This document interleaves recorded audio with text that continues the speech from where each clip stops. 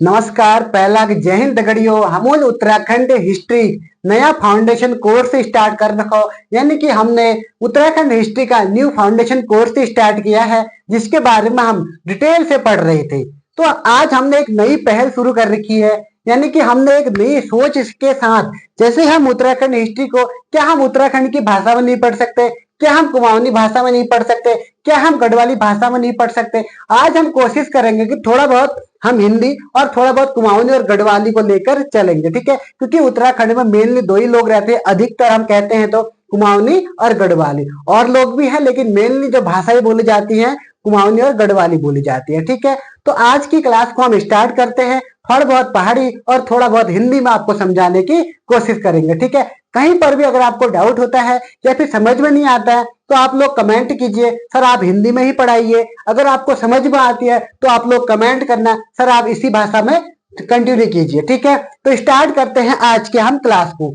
तो आज की क्लास में मैंने आपको उत्तराखंड का जो इतिहास था, इतिहास को मैंने 3 खंडों में बांट रखा था। एक मैंने आपको प्राग ऐतिहासिक काल, एक आद्य ऐतिहासिक काल और ऐतिहासिक काल। हम प्राग ऐतिहासिक काल को पूरा डिटेल से समझ चुके हैं, उसको पढ़ चुके हैं। आज की क्लास का जो हमारा मेन टॉपिक रहेगा वो रहेगा आद्य ऐतिहासिक काल। यानी कि अगर हम नेशनल अपनी इंडियन हिस्ट्री की बात करें या भारतीय इतिहास की बात करें तो उसमें मैंने आपको, उसमें जो हिस्ट्री है वो सिंधु सभ्यता है। उसमें जो आद्य ऐतिहासिक जो हिस्ट्री यानी इतिहास बताया है वो सिंधु सभ्यता का इतिहास है। लेकिन क्या हमारे उत्तराखंड में भी कुछ ऐसा इतिहास रहा होगा, तो इसके बारे में हम जानेंगे। तो स्टार्ट करते हैं हमारी क्लास को। सबसे पहले मैंने आपको बताया था कि हम 3 भागों में बांटते हैं, ठीक है। सबसे पहला क्या था, प्राग ऐतिहासिक काल। थोड़ा बहुत राइटिंग पे ध्यान ना दें, आप लोग बस हिस्ट्री के नोट्स आपको मिल जाएंगे। आप नोट्स एकदम फ्री मिलेंगे, आपको कोई इसकी आपको चार्ज नहीं देना पड़ेगा। तो आप लोग मेरे व्हाट्सएप चैनल पर जुड़िए। व्हाट्सएप चैनल का लिंक मैं डिस्क्रिप्शन बॉक्स में दे दूंगा, वहां बहुत लोग हो चुके हैं, आप लोग भी बन सकते हैं। आपको वीकली टेस्ट भी यहाँ पर दिए जाएंगे। हर संडे को आपको एक टेस्ट लिया जाएगा, जिसके आपको नंबर मार्क्स भी बताए जाएंगे, ठीक है। तो आप लोग शुरू कीजिए और पढ़िए। पढ़ना इतना आसान है कि उससे अलावा कोई काम नहीं। यानी कि अगर आप कोई लेबरी करते हैं या कुछ और काम करते हैं तो उस पर आपको बहुत बहुत मेहनत की जरूरत होती है, लेकिन जब आप पढ़ाई करते हैं तो आपको कोई मेहनत की जरूरत नहीं, बस किताब उठाओ और पढ़ो, ठीक है। जहां पे समझ में नहीं आता वहां के लिए आप कमेंट कीजिए, सर इसको हमें समझा दिए करके, ठीक है। तो बात कर रहे थे हम प्राग ऐतिहासिक काल की। अब आता है इसके बाद आद्य ऐतिहासिक काल, जो आज का हमारा मेनली टॉपिक है। तो आद्य ऐतिहासिक काल को हम समझेंगे और क्या क्या होता है इसके बारे में लिखेंगे, ठीक है। तो वो लिखना हुआ जो भी काम हो वो उसमें हो जाएगा, किसमें, व्हाट्सएप ग्रुप में, यानी कि आपको पीडीएफ में मिल जाएगा, ठीक है। फिर आता है आपका ऐतिहासिक काल। ऐतिहासिक काल, ठीक है। आज का जो मेनली हमारा टॉपिक है वो है ऐतिहासिक काल। आप लोग समझ रहे होंगे। तो हाँ, कोशिश करने वालों की कभी हार नहीं होती है दोस्तों। अगर आप लोग चाहो, मन से पढ़ो तो जरूर आपको कामयाबी मिल जाएगी, ठीक है। उत्तराखंड पुलिस का पेपर है और पटवारी का पेपर है, फॉरेस्ट गार्ड का आने वाला है, लोअर पीसीएस का 11 मई को पेपर है। आप लोग डिटेल से पढ़िए तो सही, एक बार पढ़िए तो सही। वो कहावत सुनी होगी आपने, एक बार कहिए तो सही। वैसे ही मैं आपसे कह रहा हूँ, एक बार पढ़िए तो सही, एग्जाम तो ऐसे ही आपके निकल जाएंगे, ठीक है। तो स्टार्ट करते हैं आद्य ऐतिहासिक काल। आद्य ऐतिहासिक काल यानी कि जो इंडियन हिस्ट्री, भारतीय हिस्ट्री है, भारत का जो इतिहास है, उसमें जो मेनली आद्य ऐतिहासिक काल दिखाया गया है वो दिखाया गया 2500 बीसी से। इसमें 2500 बीसी से लेकर 600 वीसी तक का जो टाइम पीरियड है वो इंडियन हिस्ट्री में इतना दिखाया गया, ठीक है। यानी कि उत्तराखंड में भी यही रहा होगा। जो आद्य ऐतिहासिक काल का टाइम पीरियड है वो 2500 ईसा पूर्व से लेकर 600 ईसा पूर्व तक है, ठीक है। उसके बाद जो शुरू होगा वो टाइम पीरियड ऐतिहासिक काल तक का हो जाएगा, ठीक है। यानी कि 2500 से पहले, यानी कि बहुत पहले 10,000 ईसा पूर्व से पहले 2500 बीसी यानी कि ईसा पूर्व तक जो समय रहा होगा वो रहा होगा प्राग ऐतिहासिक काल का। यानी कि 10,000 बीसी से लेकर, बीसी मतलब बिफोर क्राइस्ट, और कितना है यहाँ से 2500 बीसी तक जो टाइम पीरियड रहा था, ये प्राग ऐतिहासिक काल का हम मान सकते हैं। 2500 बीसी से 600 बीसी तक हम टाइम पीरियड मानेंगे आद्य ऐतिहासिक काल का, और उसके बाद से लेकर 600 बीसी से लेकर अभी तक का जो समय है उसको हम ऐतिहासिक काल में गिनेंगे, ठीक है। तो स्टार्ट करते हैं आद्य ऐतिहासिक काल। आद्य ऐतिहासिक काल को मेनली हम बात कर रहे थे उत्तराखंड के हिस्ट्री स्रोत की, कि हमें जानकारी कहाँ से मिलती है करके, ठीक है। तो आद्य ऐतिहासिक काल में भी हमें दो जगह से जानकारी मिलती है। इसको दो हिस्सों में बांटते हैं। पहला है नंबर एक, इसको कहते हैं हम पुरातात्विक स्रोत। पुरातात्विक स्रोत, पुरातात्विक स्रोत यानी कि, और दूसरा बात करते हैं हम, मिलता है साहित्यिक स्रोत। साहित्यिक स्रोत हम डिटेल से पढ़ेंगे इसके बारे में भी, साहित्यिक स्रोत क्या होता है, सांस्कृतिक स्रोत क्या होता है, समझेंगे, ठीक है। अब सबसे पहले आज का जो हमारा टॉपिक है, हम बात करेंगे किसकी, पुरातात्विक स्रोत की। नंबर एक, पुरातात्विक स्रोत। पुरातात्विक, हाँ ऐसे सही है, पुरातात्विक स्रोत। राइटिंग पे मत जाना, कोई अलग गलत गलत लिख सकता हूं मैं, राइटिंग मेरी बहुत अच्छी है वैसे भी, तो राइटिंग पे मत जाना, बस मेनली आपको समझने पे, कॉन्सेप्ट पे ध्यान देना है। जहां पर समझ में नहीं आता है वहां पर आप कमेंट करना कि सर ये चीज मेरी समझ में नहीं आई। बस ऐसे ही आपके अंदर एक कॉन्फिडेंस होना चाहिए, वो कॉन्फिडेंस ऐसा होना चाहिए कि एक बार पढ़ूंगा तो हमेशा याद रहेगा। बस इसी पे फोकस करना है आपने, ठीक है। तो स्टार्ट कर रहे हैं हम इस चीज को। पुरातात्विक स्रोत है। पुरातात्विक स्रोत को हम कितने भागों में बांटते हैं, मेनली 5 भागों में हम इसको बांटते हैं। अब 5 भाग कौन सी है, ये कहीं किताब में नहीं दिया होगा, कहीं आपको दिया नहीं होगा, बस एक समझने वाले के लिए इस चीज को समझाया गया है, ठीक है। तो सबसे पहले इसमें आता है नगरीकरण, नगरीकरण। दूसरा आता है आपका यहाँ पर कपमार्क्स, कपमार्क्स। तीसरा जो आपका आता है यहाँ पर ताम्र निवास। और चौथा जो यहाँ पे आपका मिलेगा, आपको मिलेगा समाधान, समाधान। और जो पांचवा आपको मिलेगा वो मिलेगा मृत भांड।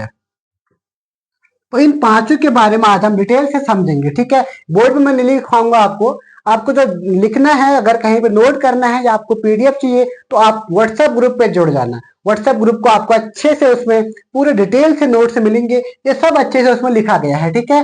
तो उससे पहले कि हम बात कर रहे थे जो नगरीकरण की, सबसे पहले हम बात किसकी करेंगे, नगरीकरण की। अब आद्य ऐतिहासिक काल यानी कि सिंधु सभ्यता का समय था जब, तब उत्तराखंड का क्या हाल था, यानी कि उत्तराखंड की स्थिति उस समय कैसी थी। जब सिंधु सभ्यता की बात करने हमने की थी, तब उस समय सिंधु सभ्यता में एक नगरीय सभ्यता के रूप में हम जानते थे। क्या उत्तराखंड में भी कुछ ऐसा हुआ होगा कि उत्तराखंड में सरनेल कति, उत्तराखंड में कोई नगरीकरण स्थित जगह होने वाल, या फिर कोई देहरादून साइड या कोई हरिद्वार साइड, क्या कोई यहाँ पर होगा, तो उसके बारे में हम जानेंगे, ठीक है। सबसे पहला जो टॉपिक आता है वो नगरीकरण का आता है। किसका आता है, नगरीकरण का। जो आद्य ऐतिहासिक काल है उसमें मेनली जो देश की बात करते हैं तो उसमें हम रखते हैं सिंधु घाटी सभ्यता को। अब सिंधु घाटी सभ्यता को हम बोलते हैं नगरीय सभ्यता। क्या उत्तराखंड में कोई ऐसा स्थान रहा होगा, ऐसी जगह रही होगी जहां पर नगरीकरण को हम देख सकते हैं। तो बहुत सी जगह है, कुछ जगहों का नाम यहाँ पर आपको मैं लिखवा दूंगा और बाकी आपको पीडीएफ में दे दूंगा, ठीक है। तो इसमें हमें जो नगरीकरण में है, नगरीकरण में मेनली जो आपको समझ में आना चाहिए, देहरादून, हरिद्वार, नैनीताल और उधम सिंह नगर, इन 4-5 जगहों से आपको मेनली याद, जगहों का नाम याद रखना है, ठीक है। तो सबसे पहले जो इसमें आता है वो आता है आपका बाड़ाहाट, सॉरी गोविशान। गोविशान कहाँ है, काशीपुर का नाम क्या बोलते हैं, गोविशान, ठीक है। नगरीकरण की बात हम कर रहे हैं, गोविशान, काशीपुर। यहां से हमें पुरातात्विक स्रोत की बात करते हैं, ठीक है, काशीपुर। तो गोविशाण में आपने देखा होगा जो काशीपुर है, काशीपुर का पुराना नाम क्या है, गोविशाण है। यहां से हमें नगरीकृत की क्या मिलती है, थोड़ा बहुत अवशेष मिलते हैं। आपने देखा होगा काशीपुर में बहुत सी जगह ऐसी हैं वहां नगरीकरण का है। क्या पता सिंधु सभ्यता के समय क्या ऐसा था क्या नहीं था। सिंधु सभ्यता के समय में भी हम मानते हैं कि ऐसा हो सकता है। जो काशीपुर है वो भी एक नगरी, जिला या जगह, स्थान या शहर हम कह सकते हैं, ठीक है। तो पहला इसमें क्या आ जाएगा, गोविशान, काशीपुर। उसके बाद आता है हरिद्वार का बहदराबाद। बहदराबाद से आपको जगह भी मिली होगी, जो खनन हनन के समय आपको मैंने इससे पहले की क्लास में बताया था कि बहदराबाद से आपको ताम्र उपकरण मिले हैं, तो वो भी आप याद कर लेना। और दूसरी जगह का नाम क्या है, बहदराबाद, बहदराबाद। ये कहाँ पड़ता है, हरिद्वार में, हरिद्वार में, ठीक है। फिर आता है आपका कनखल, वो भी हरिद्वार में पड़ता है। रुड़की आता है आपको, वो भी एक शहरी में आ जा सकता है। और और इसमें एक आध जगह और पड़ती है, श्रीनगर हो गया। ये सब किस में आते हैं? नगरीय जनसंख्या में आती है, सॉरी नगरी में आती है, ठीक है। तो इसके नगरीकरण में आती है। तो गोविशाण पढ़ लिया, हैदराबाद पढ़ लिया। यहाँ पर जो मैंने आपको नगरीकरण लिखा रखा है, इसका मेनली उद्देश्य क्या है? इसका उद्देश्य ये है कि क्या उत्तराखंड में आद्य ऐतिहासिक काल के समय कोई नगरीय जिला था या कोई ऐसी जगह थी जहां नगरी की व्यवस्था थी? हाँ, बिल्कुल ऐसा था। उस समय जो गोविशाण काशीपुर है, बहादुराबाद हरिद्वार है, कनखल हरिद्वार है, इन सब जगहों पर क्या था? नगरीकरण की व्यवस्था थी। इसलिए हम इन चीजों को नगरीकरण में पढ़ते हैं। तो नगरीकरण का आपको समझ में आ रहा होगा। तो मेनली जो उत्तराखंड, जो भारत का इतिहास है, भारत के इतिहास में भी हमने देखा था जो सिंधु घाटी सभ्यता है वो एक नगरीय सभ्यता थी। वहीं से लेकर हमने उसी का कंसेप्ट निकाला है पुरातात्विक स्रोत में। पहले जो इसका उप पार्ट लिया है, सब पार्ट हमने लिया है, वो लिया है नगरीकरण। नगरीकरण को हम पढ़ चुके हैं। कहीं आपको डाउट होता है नगरीकरण में तो आप लोग कमेंट करके बता सकते हैं, ठीक है। तो नगरीकरण हम पढ़ चुके हैं। बात करेंगे हम कप मार्क्स की। अब कप मार्क्स आप सब ने देखा होगा। कप मार्क्स से किसको हम कहते हैं ये आपने देखा होगा। कप मार्क्स से कहते हैं यानी कि जो ओखली आपने देखा होगा घर में, उखो कोनी, उखो आप लोग देख रहे होंगे, तो उखली, ओखली का छोटा सा रूप हम उसको बोलते हैं कप मार्क्स है। तो सबसे पहले जो कप मार्क्स की खोज हुई थी वो हुई थी देवीधुरा में। देवीधुरा में एक वो था, क्या अंग्रेज कह सकते हैं हम उसका नाम क्या था? अंग्रेज हेनवुड, जॉर्ज हेनवुड कहीं आपको दिखेगा तो मेनली आप हेनवुड याद रखो बस।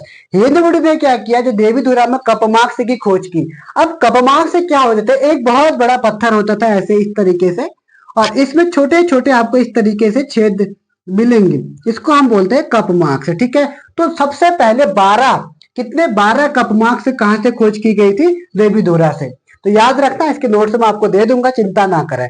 तो 12 कपमार्क्स आपको यहाँ से मिले गए थे देवीधुरा से, ठीक है। फिर और बहुत सी जगहों से कपमार्क्स से मिले, तो हम कपमार्क्स वाले कंसेप्ट को भी समझ रहे हैं। तो ये समझ में आपके आ रहा होगा। फिर धीरे धीरे करके कुछ बहादुराबाद से भी कुछ मिले, कुछ और जगहों से मिले, कुछ पिथौरागढ़ से मिले, कुछ अल्मोड़ा से मिले, कुछ देहरादून से मिले। तो कपमार्क्स से बहुत से यहाँ से मिले, ठीक है। जितने भी आपको मिलेंगे वो मैं आपको उसमें लिख दूंगा, एक बार आप याद उसको कर लेना। बस यहाँ पर कंसेप्ट आपको समझना होगा, ठीक है। अभी आपको लिखने की कोई आवश्यकता ही नहीं है। बात करेंगे कि ताम्र निवास। फिर आती है ताम्र संस्कृति। मैंने कल आपको बताया था कि तांबे के जो बर्तन कहाँ कहाँ से मिले, किस एरा में ऐसा हुआ कि तांबे के बर्तन में हमें कुछ इंफॉर्मेशन या कुछ स्रोत मिले, क्यों मिले ये स्रोत, इसके बारे में हम जानने की कोशिश करते हैं, ठीक है। जो ताम्र निवास यहाँ पे मैंने लिखा है तीसरा ऑप्शन, कल मैंने आपको लिखाया था जो बनकोट यानी कि उसमें मैंने आपको लिखाया था 8 ताम्र मानव आकृतियां पिथौरागढ़ के बनकोट से प्राप्त हुई है। वो मैंने आपको लिखाया था प्राक ऐतिहासिक काल में, ठीक है। तो उसमें धीरे धीरे क्या होता है ना, वहां पर हम देखते हैं तो आद्य ऐतिहासिक काल में भी हमें कुछ यहाँ से मिलते हैं ताम्र के बर्तन, ठीक है। अल्मोड़ा से भी मिलती है, इसलिए अल्मोड़ा को ताम्र नगरी भी कहा जाता है। कुछ चीजें चंपावत से मिलती है, कुछ नैनीताल से मिलती है। तो बहुत सी जगह क्या मिलती है? तांबे के बर्तन हमें मिलते हैं, ठीक है।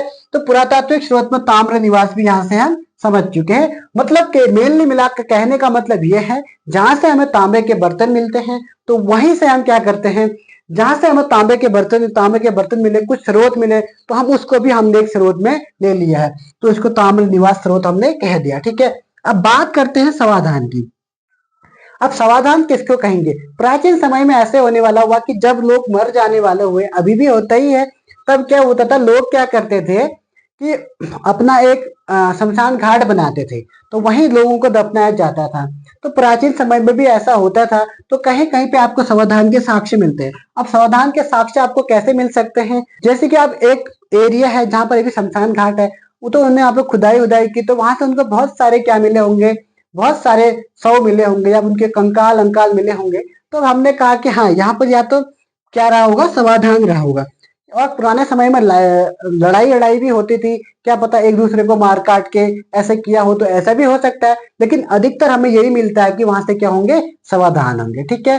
ये चीज आपको समझनी होगी, समझने से ही सब कुछ हो सकता है, ठीक है। अब बात रही किसकी, समाधान की। अभी हम थोड़ा बहुत और इसमें देखते हैं, समझने की कोशिश करते हैं। महापाषाणी समाधान भी आपको मिलेगा, ठीक है।